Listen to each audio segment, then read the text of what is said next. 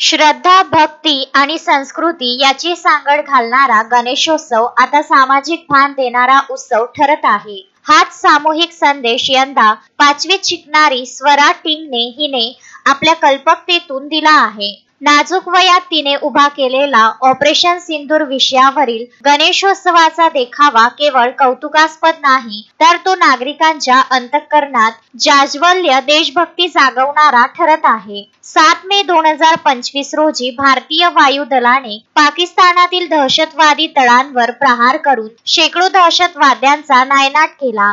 भारतीय सेना दलाच्या या शौर्य गाथेला ऑपरेशन सिंदूर असे नाव देण्यात आले। सिंदूर म्हणजे मंगल, शक्ती आणि विजयाचे प्रतीक। हेच प्रतीक स्वरा आपल्या देखाव्यातून जनमानसात रोवते आहे। अजान वयात राष्ट्रप्रेमाची ज्योत पेटवणाऱ्या स्वराच्या उपक्रमातून गणेशोत्सवाचा खरा हेतू अधोरेखित होतो। धर्म, श्रद्धा आणि भक्ती या पलीकडे समाज, देश आणि राष्ट्रसेवा हीच खरी पूजा आहे। देखाव्याचे दर्शन घेण्यासाठी उमटणारी नागरिकांची गर्दी आणि त्यांच्या ओठांवर घोळणारे शब्द देशासाठी बलिदान व्यर्थ जात नाही। हा स्वराचाच नाही तर संपूर्ण समाजाचा उत्स्फूर्त सामूहिक शपथेचा उच्चार ठरत आहे।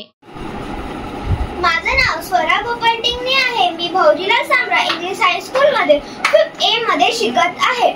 यावेळेस आम्ही गणपतीच्या थीम मध्ये ऑपरेशन सिंदूर हे केलं आहे। तुम्हाला माहीतच असेल की पहलगाम अटॅक मध्ये 26 लोक मारले गेले, त्याचं भारताने उत्तर देऊन 7 मे ला ऑपरेशन सिंदूर हे केलं होतं। थँक्यू। अशोकभाई जोशी, विदर्भ न्यूज, अमरावती।